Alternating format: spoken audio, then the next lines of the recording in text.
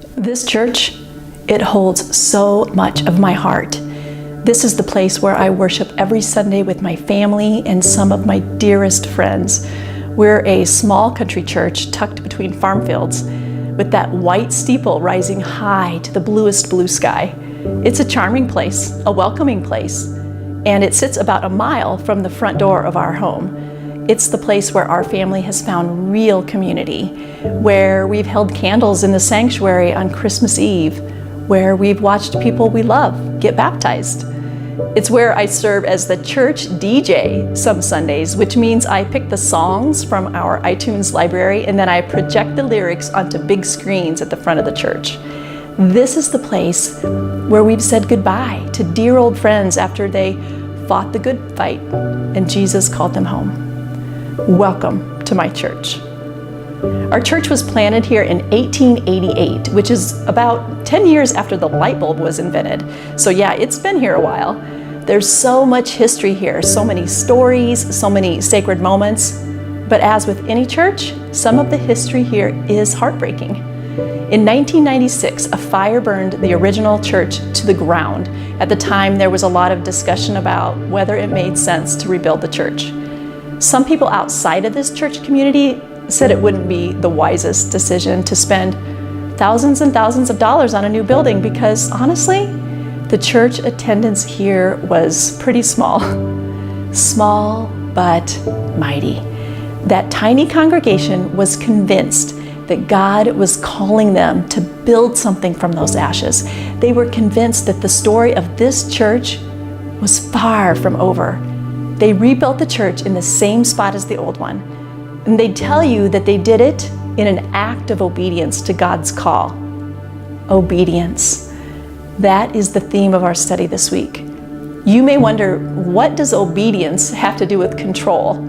Well, everything. Because when you step out in obedience to God, you let go of control over results, outcomes, and preferences.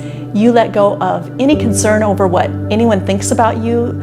You let go of the notion that you are in charge of what happens, and that's hard because we are a results-oriented culture. We're always tracking the numbers, the number on the scale, the number on the paycheck, the number of people in the pews, the percentage number at the top of the college exam. So many metrics, right?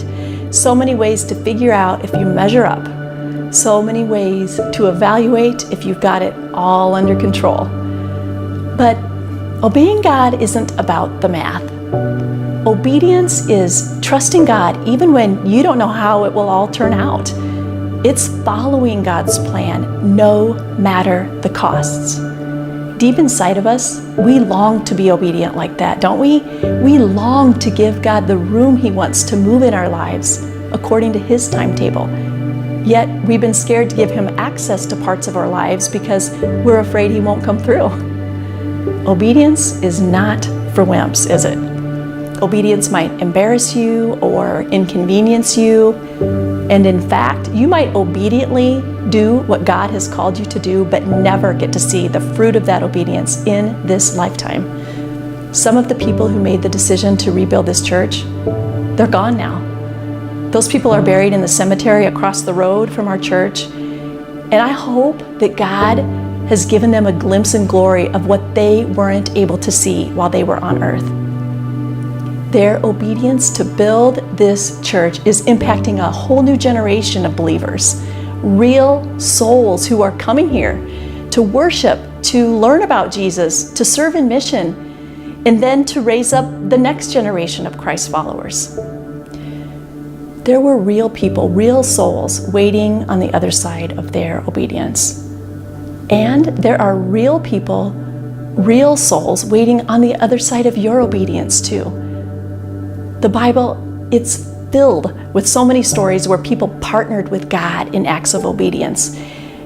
It's why a man named Noah built an ark, why a boy named David took stones in a sling to face a giant, and it's why a young woman named Esther approached a king on behalf of her people.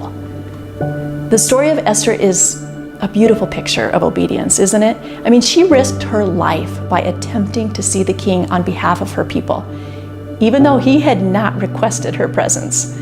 Trying to see the king doesn't sound like a big, life-threatening deal, but in that time and culture, it was a very big deal.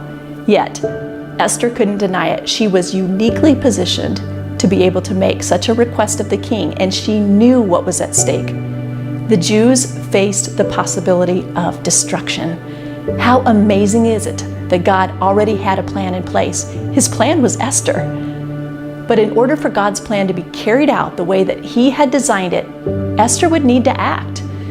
Esther knew her life was on the line, but after calculating the costs, she moved ahead, and her actions saved real lives.